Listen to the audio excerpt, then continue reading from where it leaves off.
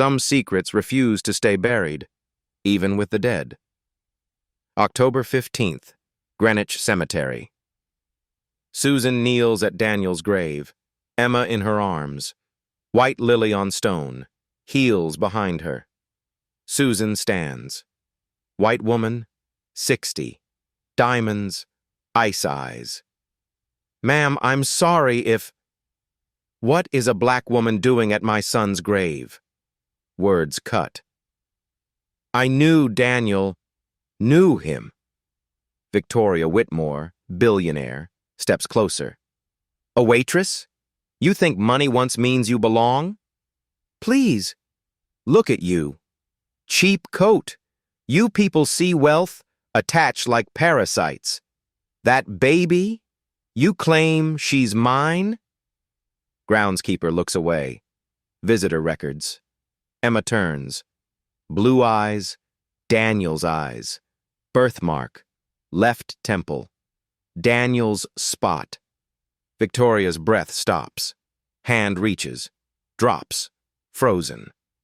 The black waitress she called parasite holds Daniel's face. What Victoria doesn't know, this woman is Daniel's widow.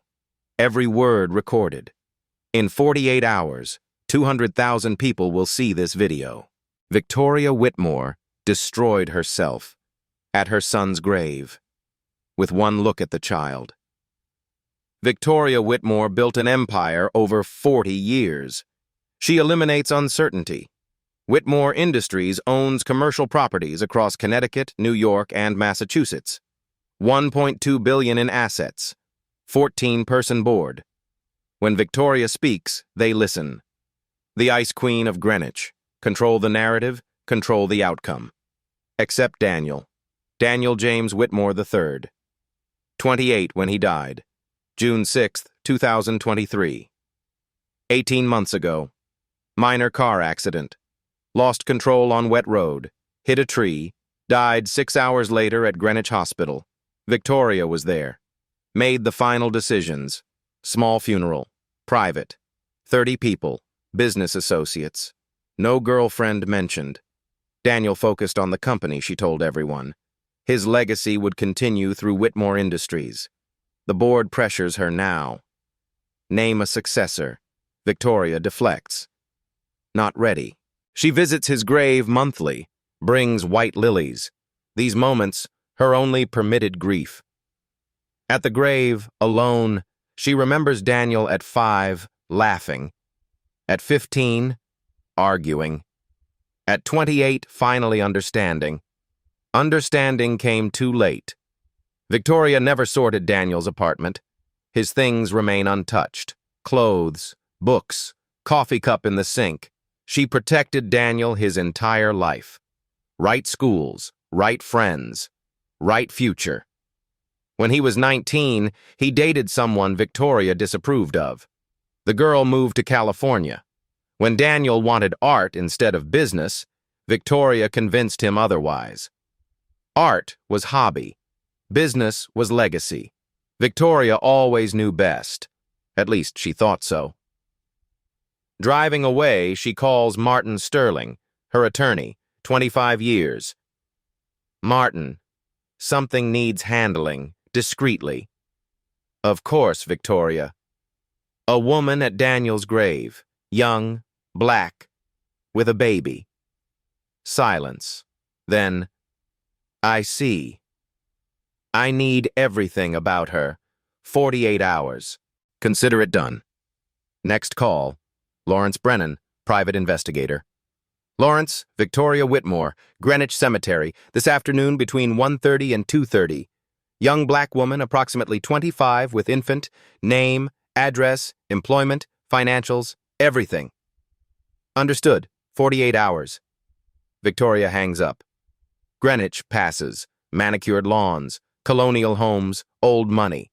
40 years building, protecting the Whitmore name. A woman at her son's grave. A baby with Daniel's eyes. She'll know soon. Then she'll handle it. She always does. 48 hours later, 15-page report. Confidential. Victoria's home office. Mahogany desk. Long Island Sound view. She opens the folder. Subject, Susan Marie Wilson, age 25, black. Waitress, Harborview Diner. Studio apartment, Stamford. 800 monthly. Annual income, 32,000. High school graduate. No criminal record. Credit score, 620. Relationship to Daniel Whitmore III. Employed Harbor View Diner, 2021 to present. Daniel frequent customer, March 2021 to May 2023. Witnesses confirm 2 to 3 visits weekly, requesting Wilson's section. Relationship appeared romantic. Last sighting May 20th, 2023. Victoria's jaw tightens. Child information, Emma Grace Wilson, born June 20th, 2023. Father, unknown. No paternity test. Sole custody, Susan Wilson. No support payments. June 20th, 14 days after Daniel died. Conception, September 2022. Daniel still at home. Never mentioned Susan. Photographs, Susan at work, pouring coffee. Pretty. Young. Unremarkable. Susan at park, pushing stroller. Susan with groceries, baby on hip. Close-ups of the child. Victoria's breath stops. Not just the eyes. Everything. Face shape, mouth curve. That birthmark. Daniel had it. Victoria's mother had it.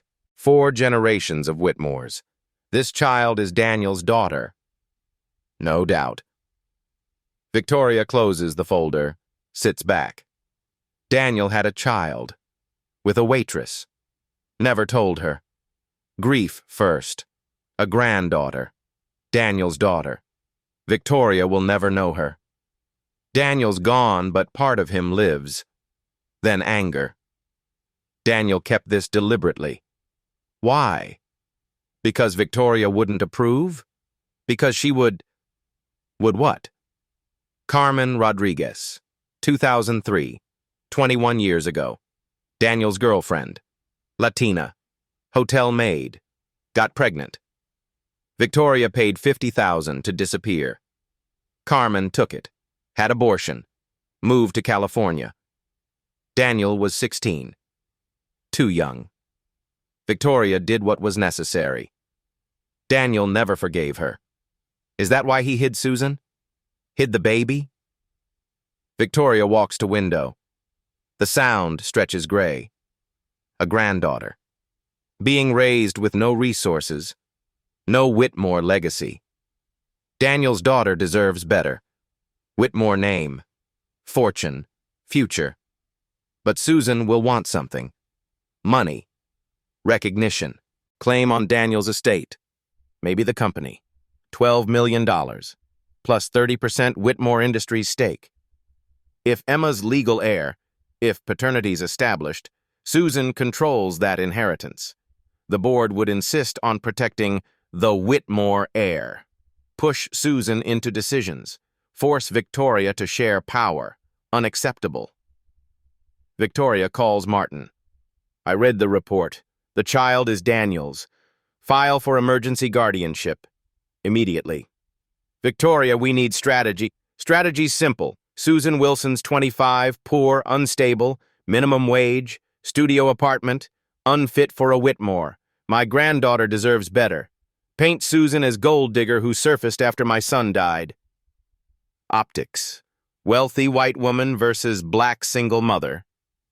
I'm protecting my granddaughter. That's the story. Martin sighs. I'll draft papers. But if this goes to court, it won't. Susan Wilson has no resources. She'll fold. They always do. Victoria hangs up, opens folder, looks at Emma's photo. Daniel's eyes stare back. She whispers, I'm sorry, Daniel, but I'm protecting her, like I always protected you. Susan Wilson doesn't know Victoria exists until the letter arrives. October 18th, morning shift. Susan pours coffee, takes orders, wipes tables. Emma's at daycare 3 blocks away, $180 a week. Susan calculates constantly, rent, utilities, food, diapers. Maria leans over. Susan, you okay? Emma's teething. Rough night.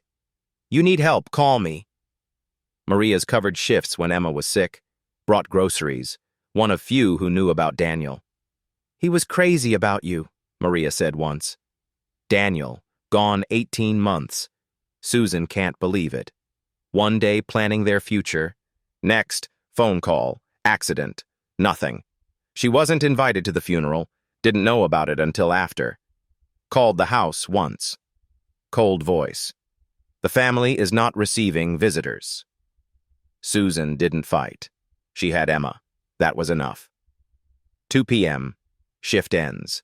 Susan picks up Emma, Mrs. Anderson hands her over. Perfect today. They walk home. Studio apartment, Stamford.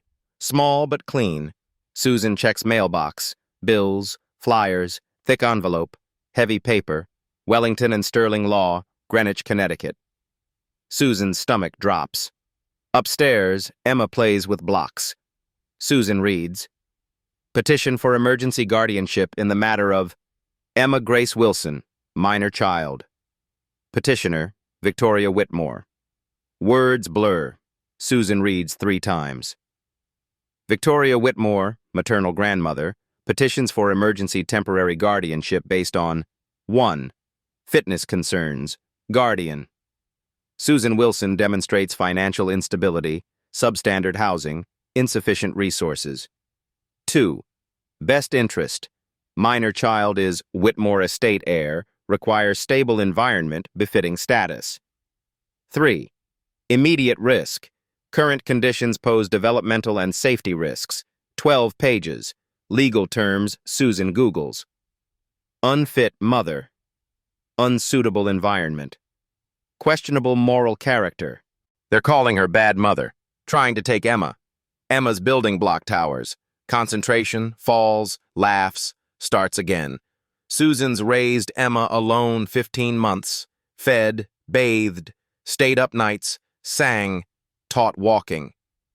Emma's first word, Mama. Now some stranger wants her. Susan calls the letterhead number. Wellington and Sterling Law. I received a letter about my daughter. I need 1 moment. Hold music, heart pounding. Martin Sterling, how may I help? My name is Susan Wilson. You sent a petition. About Emma. Ah, Ms. Wilson, Mrs. Whitmore's case. You received the documents? You're trying to take my child. Mrs. Whitmore seeks what's best for her granddaughter. Emma's my daughter. I'm her mother. No one disputes that. However, concerns about Emma's living situation. Mrs. Whitmore can provide resources, education, opportunities. I provide for my daughter. On waitress salary, studio apartment. Be realistic. Mrs. Whitmore offers private schools, health care, trust fund. Can you? Susan's voice breaks. I love my daughter. Love doesn't pay for college. Mrs. Whitmore is offering Emma the life she deserves. Consider Emma's best interest. When's the hearing? November 1st. You're welcome to retain counsel, though legal battles are expensive. Mrs. Whitmore has significant resources. Consider settling amicably. Settling? Generous visitation. Financial support. In exchange for shared custody. Think about Emma. He hangs up. Emma crawls over, head on Susan's lap. Mama sad? Susan strokes her hair. Mama's okay? But she's not. November 1st is 13 days away. No lawyer, no money.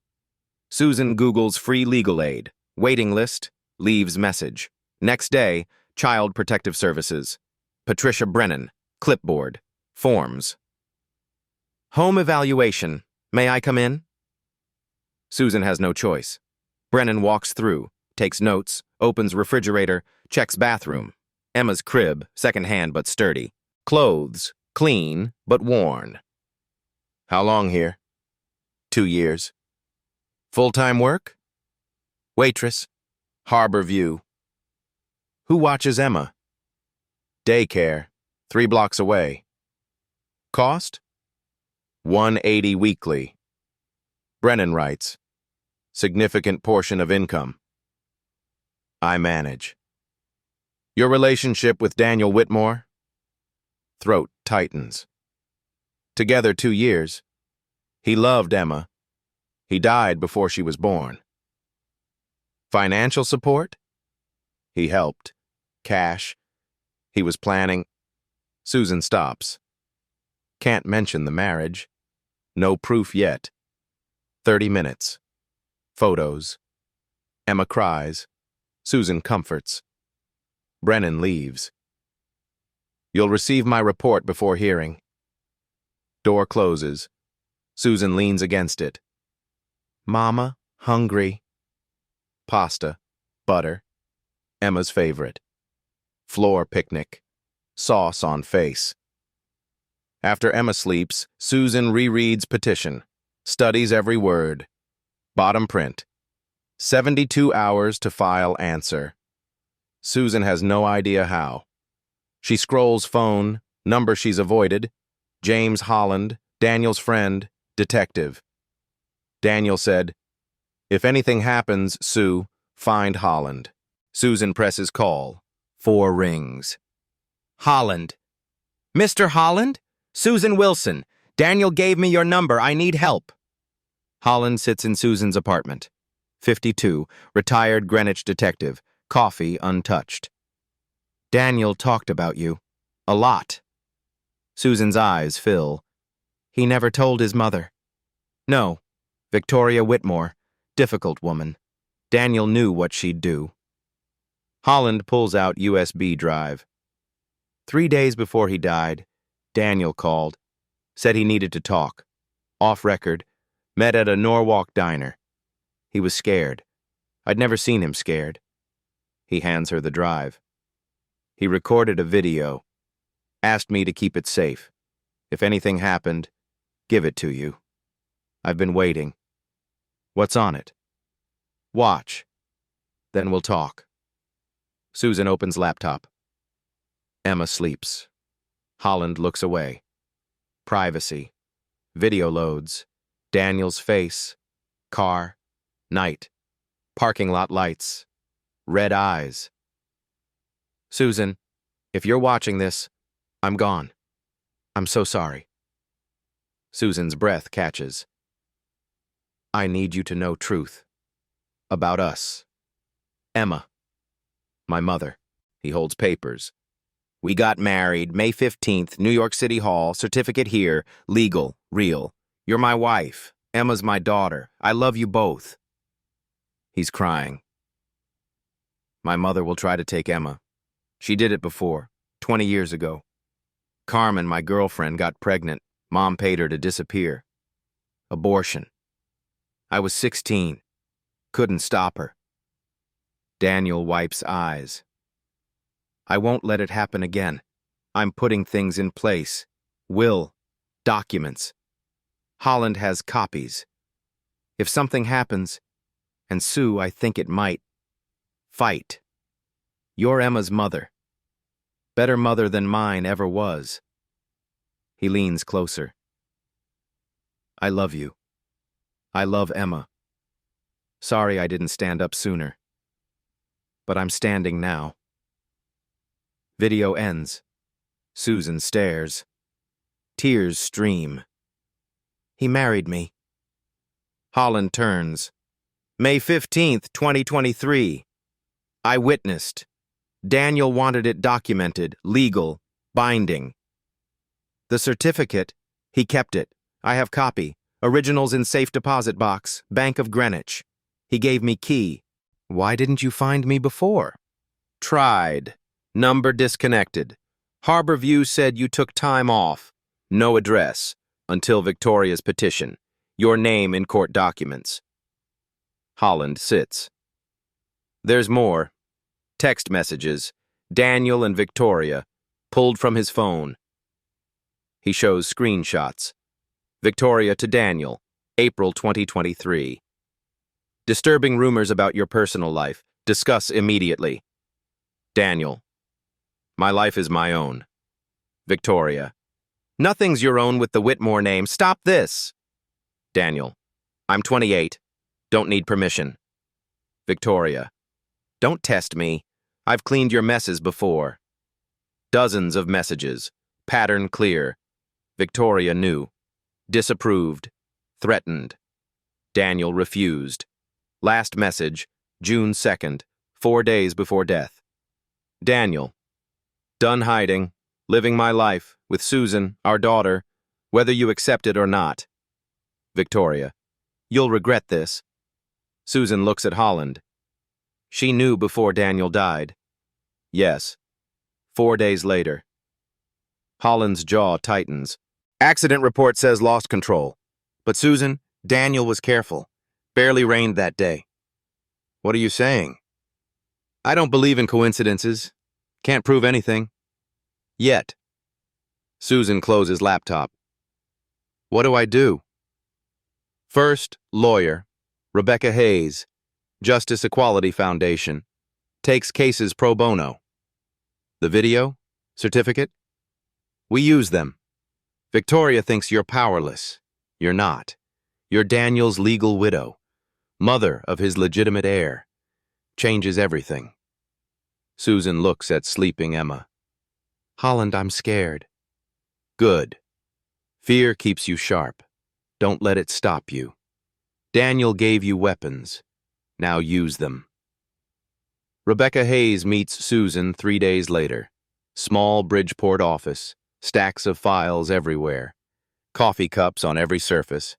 Rebecca's 41, black, tired eyes, but fierce energy that fills the room.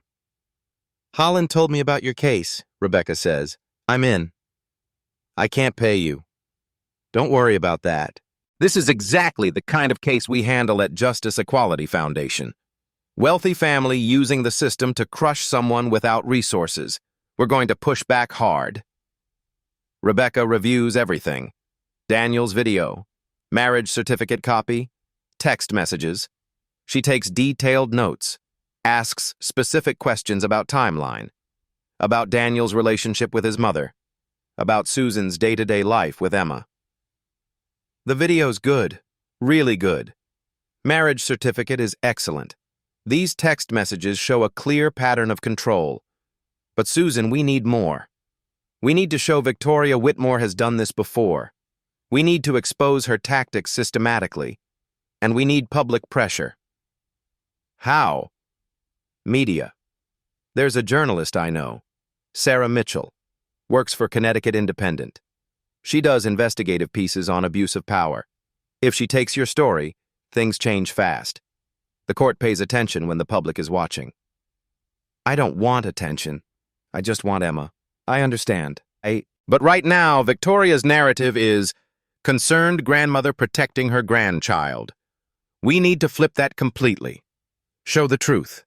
Wealthy woman using money and lawyers to steal a child from her fit mother. The truth is powerful, Susan. We just need to tell it loudly. Susan hesitates, then nods. Okay. For Emma. I'll do it. Rebecca makes a call. Sarah? Rebecca Hayes. I have a story for you. A big one. Really big. 2 days later, Sarah Mitchell arrives at Susan's apartment. Mid-30s, sharp, intelligent eyes, recording device, notebook, questions prepared. Susan, I'm not here to hurt you, Sarah says carefully. I'm here to find the truth and tell it. Tell me everything. Start from the beginning. Susan tells her story, meeting Daniel 3 years ago at Harbor View Diner. He was different from other customers, didn't treat her like she was invisible, actually listened when she talked. They started dating quietly. Daniel said his mother was controlling, said she wouldn't approve of their relationship. But he loved Susan. He was sure of that. The pregnancy, Daniel's excitement, his plans, the secret marriage at City Hall, Daniel saying they'd tell Victoria together when the time was right, his growing anxiety in those final weeks, the accident, the sudden death, the silence from his family. Susan raising Emma alone, no demands, no contact, just surviving. Then the petition, the shock, the fear. Sarah asks careful questions. Did you know Victoria Whitmore before this? I'd never heard her name until the petition arrived. Daniel called her mom or mother. I didn't know her first name. Didn't know about Whitmore Industries. I'm not from that world. Daniel never mentioned his mother trying to interfere with your relationship.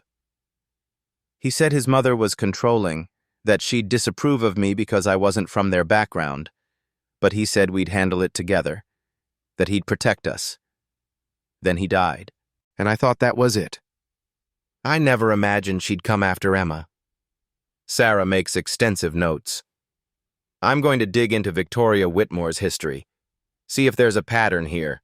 Holland mentioned something about a previous girlfriend. Carmen Rodriguez, 20 years ago. Victoria paid her $50,000 to disappear. Carmen had an abortion. Sarah's eyes light up. This is the pattern she needs. That's a strong lead. Do you have any information about her? Where she is now? No. Just what Daniel said in the video. He was devastated about it. Said his mother destroyed his chance at being a father back then. He was only 16. I'll find her. If she's willing to talk, this changes everything. Sarah spends the next 2 weeks investigating intensively. She calls Susan with regular updates. Each one builds the case stronger. Update 1, October 28th. I found Carmen Rodriguez. She's living in San Diego now, married, 2 kids of her own. I explained your situation. She's willing to talk, actually wants to talk. Susan's heart pounds. What did she say? In 2003, Carmen was 19 years old. She worked as a housekeeper at a hotel in Greenwich. Met Daniel Whitmore at a charity event the hotel was hosting. He was 16. They dated for 6 months. She got pregnant. Daniel wanted to keep the baby. Carmen wanted to keep the baby. Then Victoria Whitmore showed up at Carmen's apartment one day. Alone. Brought a lawyer. Offered $50,000 to make the problem go away. Carmen was 19, scared, working minimum wage. Victoria told her she'd destroy her life if she didn't take the money. Said she'd make sure Carmen never worked again. That immigration would investigate her family. Carmen was terrified. She took the money, had an abortion, moved to California, never spoke to Daniel again. Oh my God. Carmen's willing to go on record. She's tired of carrying the secret. She says Victoria told her, and I quote, "Girls like you don't belong in our world. Take the money and disappear. If you ever contact my son again, I'll make sure you regret it." Those are Carmen's exact words. She remembers them perfectly. She's carried them for 21 years. Susan closes her eyes. Daniel was only 16 then. Barely 16. Victoria's been doing this for decades, controlling Daniel's life, eliminating anyone who didn't fit her perfect plan for him. Update 2, November 1st. I dug into Whitmore Industries' financials. They're a private company, but some records are public. Daniel's estate was worth approximately $12 million, plus a 30% ownership stake in the company. That stake is worth probably another $100 million based on company valuation. When Daniel died, Victoria transferred his shares to herself immediately. Filed paperwork June 20th, 2 weeks after his death. She claimed there was no will, no designated heir, and as sole surviving parent and board chair, she had authority to reclaim the shares for corporate stability. But there was a will. Holland said Daniel wrote one. Exactly. If there's a will naming Emma as Daniel's heir, Victoria committed fraud. Major fraud. I'm getting copies of the transfer documents through public corporate filings. This is big, Susan. Really big. Update 3, November 4th. Sarah's voice is urgent when she calls. Susan, I need you to see something. Can you meet me, like right now? They meet at a coffee shop in Stamford. Sarah opens her laptop. Shows Susan hospital records with certain sections highlighted. I have a source at Greenwich Hospital. These are Daniel's medical records from June 6th, the day he died. Look at the timeline. Susan reads. Medical jargon, injury details, treatment notes. Then she sees it. 3:42 a.m. Family member Victoria Whitmore enters patient room. Requests. Private consultation with Dr. Richard Patterson, attending physician. Consultation lasts 11 minutes. 3:53 a.m. Dr. Patterson updates treatment plan. DNR order implemented per family request. 4:16 a.m. Patient Daniel Whitmore III expired. Time of death called by Dr. Patterson. DNR order was in effect. No resuscitation attempted. Susan looks up, voice shaking. What's DNR? Do not resuscitate. It means if the patient's heart stops or breathing stops, doctors don't try to save them. They let the patient die naturally. Victoria asked for that? According to this, yes. But here's the crucial thing. I found Daniel's own medical directive. He filed it with his lawyer 3 months before he died. April 2023. It explicitly says, full resuscitation under all circumstances. He specifically rejected DNR status, wrote it in his own handwriting, had it notarized. The implication settles over Susan like ice water. Sarah continues carefully. I can't prove Victoria did anything illegal. Daniel's injuries from the car accident were severe. Head trauma, internal bleeding. Maybe he would have died anyway, even with aggressive treatment. But the timeline is suspicious. She had 11 minutes alone with his doctor. Then, suddenly, there's a DNR order that directly contradicts Daniel's own written wishes, and Daniel died 34 minutes later. Can we use this? It's evidence of a pattern. Victoria making decisions that benefit her, not Daniel, not his wishes, not his family. She overrode his explicit medical directive. Why? What was she afraid of? What did she think Daniel might say if he survived? Update 4, November 6th. I found the connection between Victoria and Judge Henry Carson. He's the judge assigned to your custody case. Victoria's been donating to his political campaigns for years. Whitmore Foundation, that's Victoria's charitable foundation, gave Carson's re-election campaign $150,000 over the past 2 years. 2 separate donations, $75,000 each, plus another $75,000 donation to his wife's nonprofit organization, Family Justice Initiative. It's supposedly about child welfare. Victoria sits on their advisory board. That's corruption. That has to be illegal. It's legal. Barely. Campaign donations are public record. Anyone can donate to judges who run for election. But it's a massive conflict of interest. Carson should absolutely recuse himself from your case. He's received over $200,000 from the woman who's trying to take your child. Rebecca's filing a motion to disqualify him right now. Sarah also discovers that Wellington and Sterling Law has represented Whitmore Industries for 30 years. They've earned millions in legal fees from Victoria's company. Martin Sterling personally sits on the board of Whitmore Foundation, gets paid $50,000 a year as a board member. Thomas Wellington's wife works for Whitmore Industries as their corporate communications director. The web of influence is crystal clear. Victoria doesn't just have lawyers, she has an entire system working for her. November 8th, Sarah's article publishes in Connecticut Independent. Headline, The Whitmore Way, How Money Silences Truth. It's a comprehensive investigation, 5,000 words, meticulously researched. Photos of Susan and Emma at the park, happy, healthy, loving.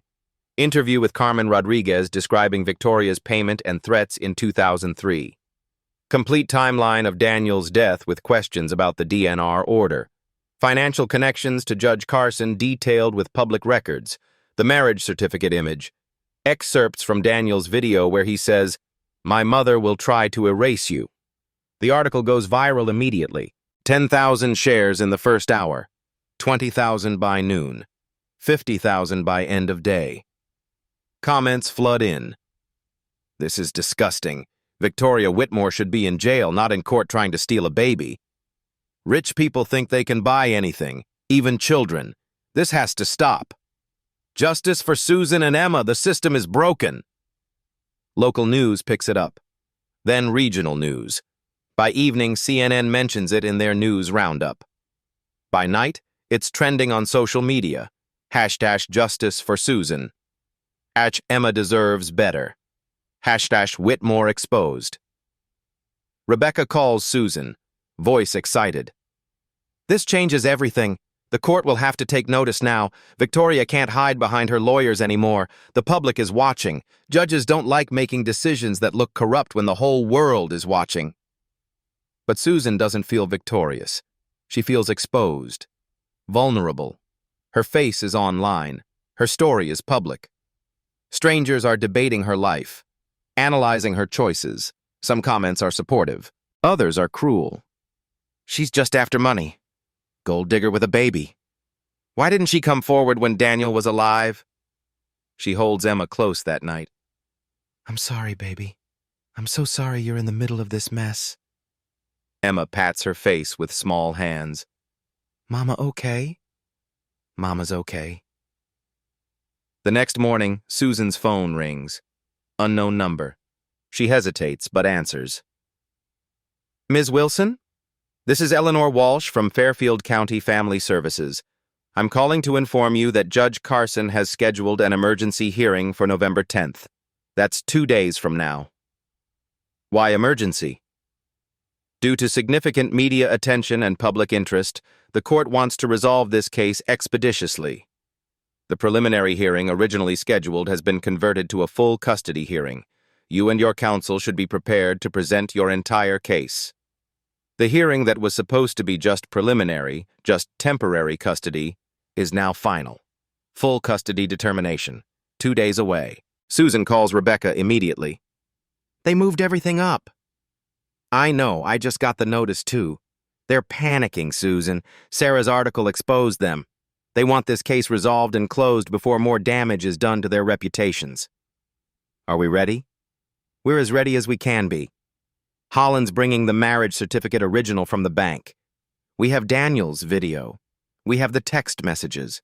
We have Carmen's testimony via video deposition. We have Sarah's investigation showing the pattern. And we have you. A mother who's done absolutely nothing wrong except love her daughter and be poor. That's not a crime, no matter what Victoria Whitmore thinks. What if I lose? Rebecca's voice softens. Then we appeal. And we keep fighting until we win. But Susan, I don't think you're going to lose. Not anymore. Victoria Whitmore picked the wrong person to bully. You're not Carmen Rodriguez. You're not 19 and alone and scared. You have Daniel's voice backing you up. You have evidence. You have the truth. And now you have the public. Victoria's used to winning because she fights in the dark. But Sarah just turned on all the lights. That night, Susan can't sleep. She watches Emma sleeping peacefully, memorizes every detail of her face, the way she sleeps with one arm above her head, the little snore, the peaceful expression. Her baby. If the judge rules against her tomorrow, this could be the last night they spend together for a long time. Susan whispers into the darkness, Daniel, if you can hear me wherever you are, I'm trying. I'm fighting for Emma just like you asked me to. I hope it's enough. God, I hope it's enough. The wind outside makes the window rattle softly. Susan imagines it's Daniel answering, telling her to be strong, that she's doing the right thing, that Emma will be okay. She has to believe that. Because if she doesn't believe it, she'll fall apart. And Emma needs her strong. What scares you? Is it the way powerful people manipulate systems? Drop a comment below. And stay. This story isn't over. Victoria reads Sarah's article at 6 a.m. Hands shake with rage. 7 a.m. Phone call to Sterling. Did you see it? I saw it. Drafting response. Response? They're calling me criminal, accusing me of murder. Article doesn't say that explicitly, but implications are damaging. We'll issue statement. Defamation suit if necessary. I want that journalist destroyed. Susan Wilson destroyed. Victoria, listen. Optics are bad, very bad. Wealthy white woman versus young black single mother? Public sides with her. Be strategic. Strategic? My reputation's being dragged through mud. Then rebuild it. Carefully. Emphasize concern for Emma. Desire to provide. Paint Susan as someone who surfaced after Daniel died, looking for money. She claims they were married. Contest it. Question certificate authenticity. Suggest forgery.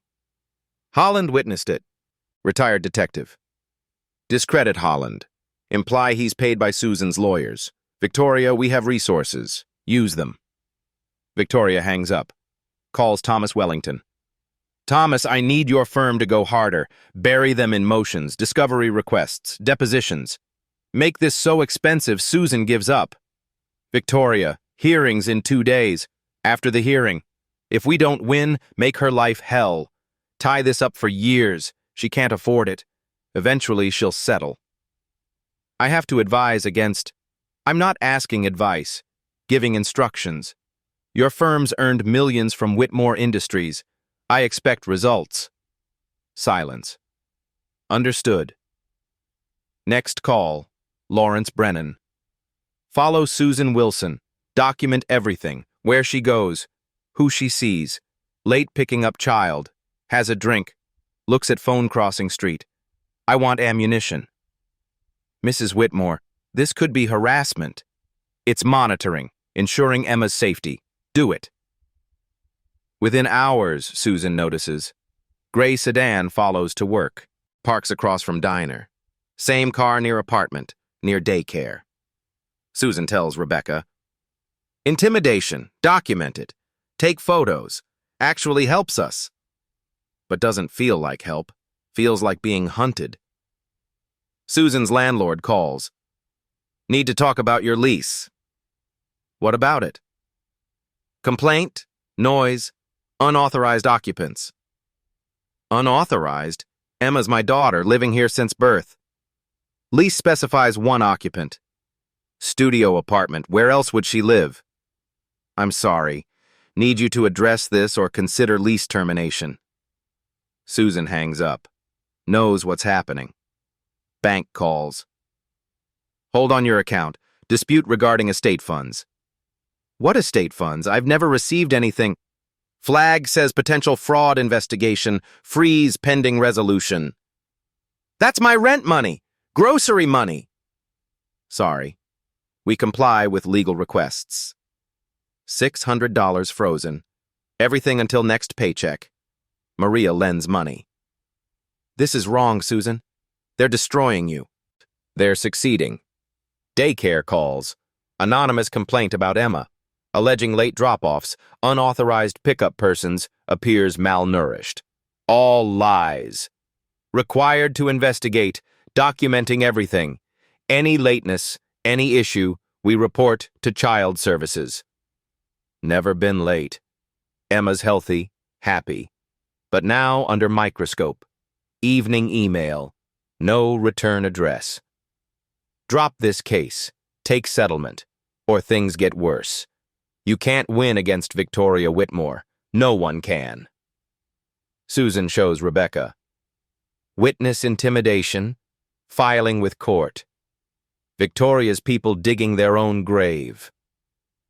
But Susan feels crushed. Holland visits.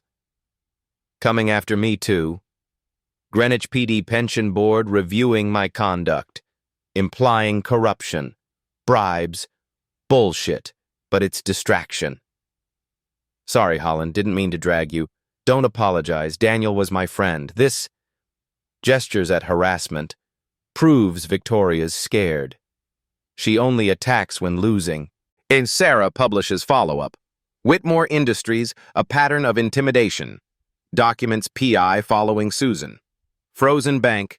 Landlord pressure. Daycare complaints. Emails to Harborview suggesting they're harboring someone under investigation. Public outrage intensifies.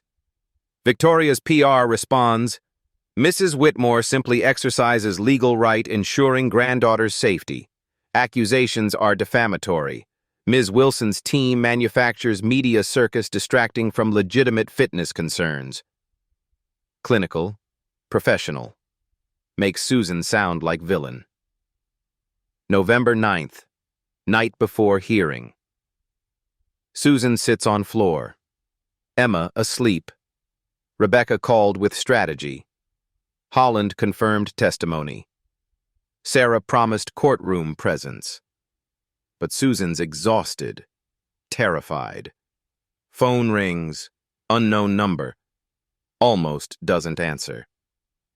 Hello? Susan Wilson? Woman's voice. Older. Shaking. Yes? Carmen Rodriguez. Read what's happening. What Victoria's doing. Wanted to call. Tell you, you're not alone. She did this to me. But you're stronger than I was. Don't let her win. Throat tightens. Thank you. Should have fought 20 years ago. Didn't. Too scared. But fighting now. Testifying tomorrow. Video, going to tell truth. What she did. What she is. Carmen, thank you. Win, Susan. For your daughter. For my daughter that never was. Win. Line goes dead. Susan looks at Emma. Peaceful face. Tomorrow everything changes. November 10th. Fairfield County Family Court. 2 p.m. Courtroom packed. Media. Supporters. Onlookers. Security guards. Judge Henry Carson enters. Everyone stands. 61. Gray hair. Stern face. Sits. Looks at crowd with displeasure. This is family court, not circus. Media, no recording. Spectators, 1 disruption. You're removed. Murmurs. Susan sits with Rebecca. Across aisle, Victoria flanked by Sterling and Wellington. Navy suit, pearls, composed. Doesn't look at Susan. Emma's with Maria outside. Susan's arms feel empty. Carson reviews documents. Read the petition, the response, 50 news articles, let's proceed. Sterling stands, presents Victoria's case, Emma's inheritance right, Susan's limited resources, stability importance, smooth, professional, sounds reasonable. Rebecca stands, presents Susan's case, marriage certificate, Daniel's video, text messages showing Victoria's control. Carmen's video testimony plays, describing Victoria's payment, coercion, abortion. Carson watches impassively. Holland testifies. Confirms witnessed marriage. Daniel feared his mother. Patricia Brennan testifies. Home is small but clean. Child appears healthy. However, financial instability is concern. Limited support systems. Future needs may exceed capacity. Rebecca cross-examines. Did you observe abuse? Neglect? Anything indicating Emma's in danger? No, but yes or no? No. Victoria takes stand. Rebecca questions. Mrs. Whitmore, did you know your son was in relationship with Susan Wilson? I suspected Daniel was involved with someone unsuitable. Unsuitable? Someone who didn't share our values? Background. You mean someone not wealthy? Not white? Sterling objects. Inflammatory. Carson. Sustained. Stick to facts. Rebecca changes. You paid Carmen Rodriguez $50,000 in 2003. Why? Private family matter. You paid her to abort and disappear, correct? I provided options. Did Daniel want that baby? Victoria hesitates. Daniel was 16. Didn't know what he wanted. Did you ask him? I did what was best. Now you're doing what you think is best for Emma, by taking her from her mother. Emma deserves the Whitmore legacy. Even if Daniel married Susan, wanted Susan to raise Emma? That video's convenient. Recorded days before death. Could be coerced, fabricated. Marriage certificate fabricated too? I've seen no original. Holland stands. I have it, Your Honor. Approaches bench. Hands sealed envelope from Bank of Greenwich. Carson examines. Verifies seal. Opens. Studies. This appears authentic. Rebecca presses. This proves Susan was Daniel's legal wife, Emma's legitimate daughter. Mrs. Whitmore has no standing to challenge custody. Sterling stands. Marriage may be legal but doesn't prove fitness. Emma's inheritance is substantial. Requires protection, management, guidance. Ms. Wilson cannot provide. Carson looks tired. Reviews papers 5 minutes. Courtroom silent. Finally, ruling on temporary custody. Full hearing for permanent arrangements within 30 days. Susan's stomach drops. Given circumstances, substantial estate, media attention, conflicting testimonies, Emma's immediate interests best served by temporary placement with Mrs. Whitmore. Ms. Wilson gets supervised visitation twice weekly. 30 days, we reconvene. Rebecca stands. Your Honor, my ruling stands, adjourned. Gavel falls. Susan can't breathe. Process. Temporary custody. Victoria won. Rebecca grabs her arm. Not over, we're appealing. But Susan doesn't hear. Room spins. People talking. Moving. Victoria stands. Walks toward exit. Stops near Susan. Eyes meet. Victoria says quietly, You can't win this. Never could. Gone. Outside, Susan hands Emma over. Court officer supervises. Emma's in Maria's arms, confused. Mama? Susan takes her, holds tight, breathes baby shampoo, kisses forehead. Mama has to go away a little bit, baby, but I'll come back. Promise. Promise. Emma starts crying. No! Mama, Mama! Victoria's driver pulls up. Black sedan. Officer gently takes Emma. Emma screams, reaches for Susan. Mama! Susan's tears fall. Can't stop. I love you, Emma. Mama loves you so much.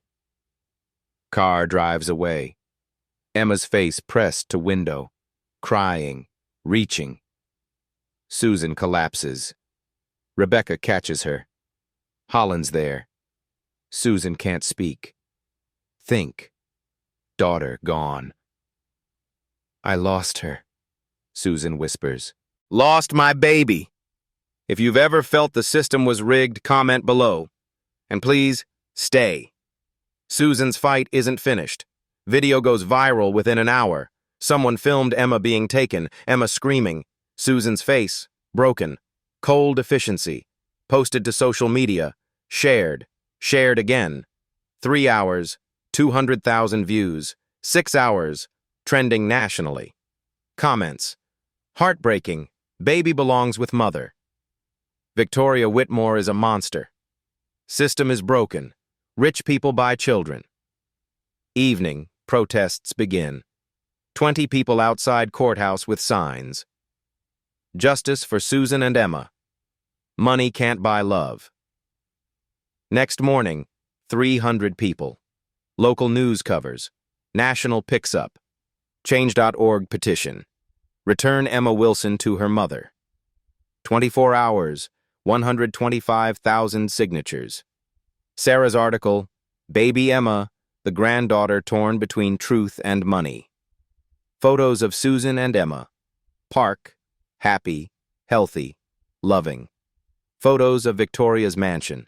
8 bedrooms, security gates, empty. Narrative shifts. Public opinion crystallizes. Susan's phone rings constantly. Supporters. Help offers. GoFundMe starts without permission. 30,000 in 2 days. But Susan can't feel hope. First supervised visit November 12th, 2 days after losing Emma. Victoria's mansion, 10 a.m. Eleanor Walsh, court-appointed supervisor, meets her. 30 minutes, Ms. Wilson. I'll be present. Susan nods. Walks through marble foyer. Enormous house. Cold. No toys, no warmth. Emma's in sitting room, blocks on Persian carpet. Nanny hovers. Emma sees Susan. Face lights. Mama! Runs. Susan catches her. Hi, baby. Hi. Emma clings. Home? Go home? Not today, sweetheart. But soon. Mama's working on it. Floor, blocks. Susan reads book she brought. Emma settles in lap. Eleanor watches. Takes notes. 30 minutes pass quickly. Time's up. Please. 5 more minutes. Can't. Court orders are specific. Susan hugs Emma. I have to go, but I'll be back. Promise. Emma cries. No! Mama, stay! Nanny takes Emma. Susan leaves, hears Emma screaming. Outside, car. Cries 20 minutes. Phone rings. Rebecca. Susan, we got something. Big. What? Paralegal at Wellington and Sterling, working your case. Saw internal emails. Strategy. How to isolate target. Apply financial pressure. Expedite removal. She'll testify. Leak emails. Heart pounds. Why? Conscience. Has daughter. This case made her sick. Risking her job. Doing it anyway. What do they say? I'll send them. But Susan? They're damning. Show Victoria orchestrated everything. Frozen account. Landlord pressure. PI. All documented. Writing. Can we use this? Absolutely. Filing emergency motion. Requesting immediate return based on new evidence of bad faith. Hearings November 18th. 6 days. 6 days, hold on.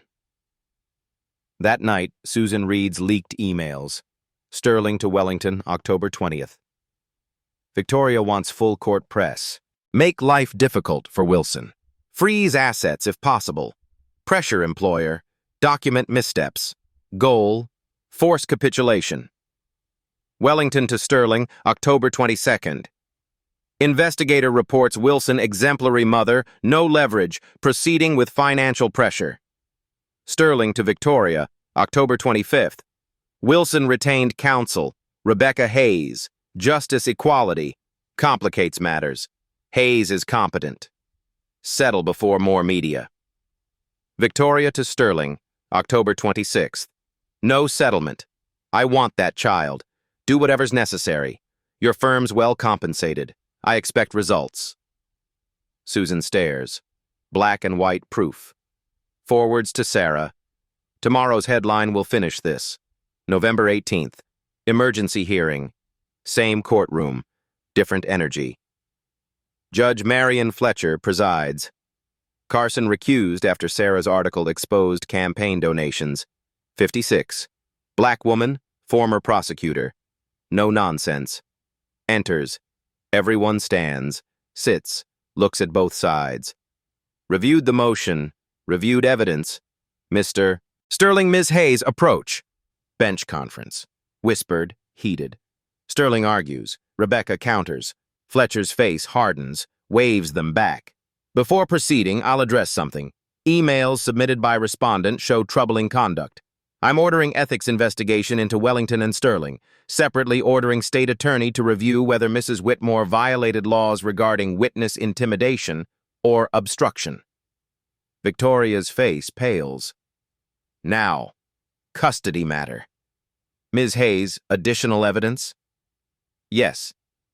Daniel Whitmore's original last will and testament. Sterling stands. Objection. We weren't informed. Because your client concealed it, Rebecca snaps. Mr. Holland? Holland approaches, carries metal box.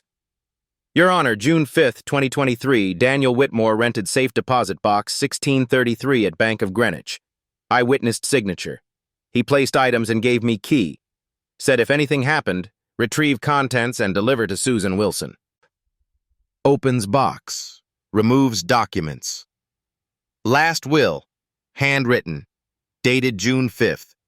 1 day before death. Witnessed by myself and Grace Turner.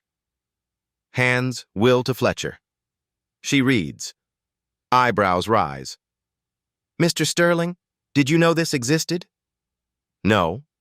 Mrs. Whitmore informed us no will existed. Mrs. Whitmore, approach. Victoria stands. Walks forward. Looks smaller, less certain. Fletcher holds will. Did you know your son wrote this? Victoria's voice quiet. I suspected he might, but not what I asked. Did you know this document existed, yes or no? I never saw it. Did Daniel tell you he'd written a will? Silence. You're under oath. He mentioned it, in passing. I didn't think to mention this to court? Your lawyers? When filing for custody when father left explicit instructions? I didn't know contents. Fletcher's voice cuts. Read Section 3, Mr. Holland.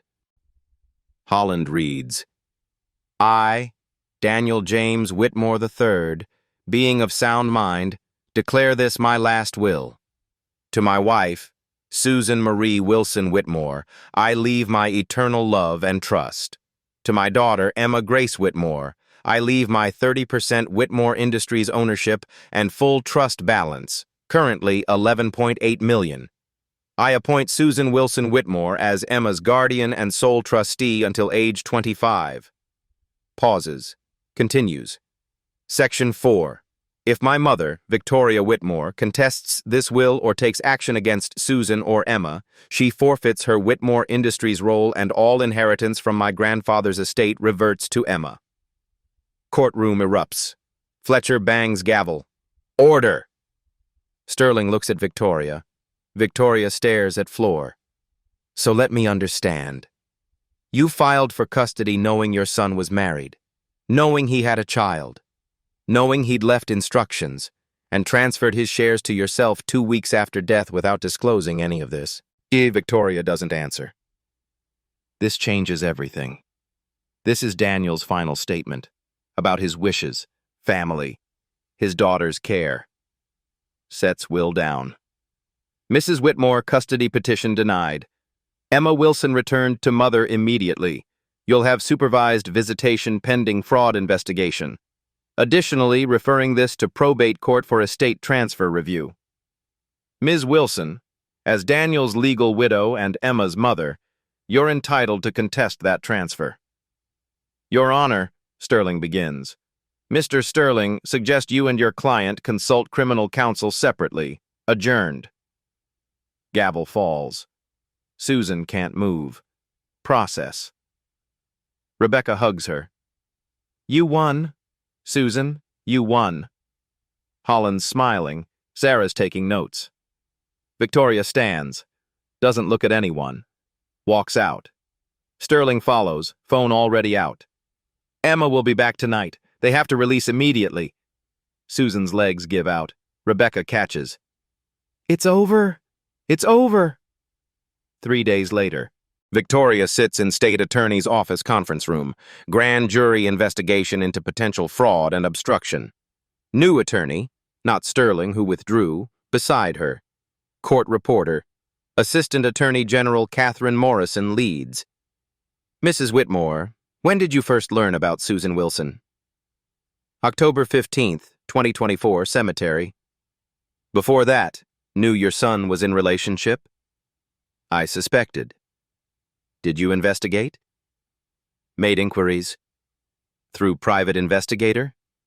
Yes. When you received report, it confirmed Emma was your son's child. Correct?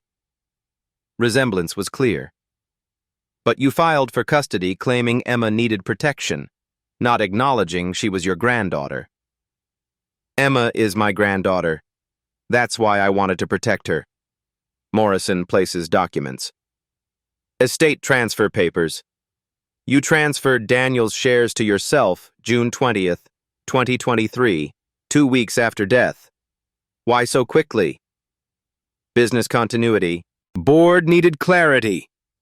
Did you search for a will? Victoria hesitates. Checked his apartment. Checked with his bank? His lawyer? No. Why not? Assumed if there was will, it'd be with family attorneys. But Daniel hadn't used your attorneys for years. You knew that. I didn't think. I'm going to play Daniel's video. Screen flickers. Daniel's face. Voice fills room. Mom, if you're watching this, I'm sorry. Susan Wilson is my wife. Emma's my daughter. I know what you'll try. Don't. They deserve better than this family's secrets. Victoria's jaw tightens, doesn't look at screen. You did this before. To Carmen. Paid her to disappear. Kill my child. I was 16. Couldn't stop you. But I'm not 16 anymore. If you come for Susan and Emma, you'll lose everything. The will makes sure. Video ends. He knew. He knew you'd try this. Victoria's voice cracks slightly. My son misunderstood. Did you enter his hospital room alone June 6th at 3:42 a.m.? Yes. Speak with Dr. Patterson? Yes. What did you discuss? Daniel's prognosis. Chances. Did you request DNR order? Long silence. Answer the question. Doctor said Daniel wouldn't recover. I was making end-of-life decisions. Daniel's medical directive stated, full resuscitation. Did you know that? I did what I thought was best. Best for whom? Daniel or yourself? Victoria's lawyer intervenes. My client answered your questions. Unless you're charging her, we're done. Morrison leans back. We're considering several charges. Fraud related to estate transfer, obstruction for failing to disclose will, possibly more depending on hospital investigation. Prepare for prosecution. Victoria stands, walks out. No comment to waiting reporters. That evening, emergency board meeting at Whitmore Industries. She announces resignation. Effective immediately. Personal and family matters require full attention. Voice steady, but hands shake. Board accepts. 14-0. Victoria Whitmore built empire over 40 years. Takes 3 hours to lose it. Returns to empty mansion. Sits in study. Looks at photos of Daniel as child. Whispers, I was protecting you. But Daniel's not there to answer. And the empire she built to preserve his legacy crumbles because she tried to control it one last time. November 23rd, 8 p.m. Susan unlocks apartment door. Emma runs in. Home. Home, Mama. Yes, baby. We're home. Emma's been back 5 days. Court-ordered return. Victoria's visitation reduced to once monthly, supervised. Apartment feels smaller than Susan remembered, but warmer, full. Emma plays with blocks. Susan makes dinner. Pasta, butter, Emma's favorite.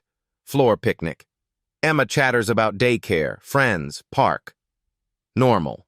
Finally normal. Phone buzzes. News alert. Victoria Whitmore faces criminal investigation for estate fraud. Whitmore Industries Board names interim CEO. Susan turns off phone. Holland called earlier. Probate hearings in January. Susan will likely regain control of Daniel's estate on Emma's behalf. Millions. Security. Future. But tonight, that doesn't matter. Tonight, Emma's back. That's enough. Later, after Emma's asleep, Susan stands by window. City lights. Thinks about Daniel. Video. Will. Marriage certificate. He protected them from beyond grave. Thank you, she whispers. Some secrets refuse to stay buried, even with the dead. Daniel's secret wasn't shame. It was love. And love, it turns out, is louder than money, stronger than power, more permanent than empires. Emma will grow up knowing her father fought for her before she could speak, knowing her mother fought harder. Victoria Whitmore still has her mansion. Susan Wilson has her daughter. Only one of them won. Truth survives those who try to bury it. Justice doesn't always come easy, but it comes. If this story moved you, share it. Subscribe for more stories where truth triumphs. Comment below, do you believe the justice system protects everyone equally? Susan and Emma's story isn't over. But tonight, they're free, and that's everything.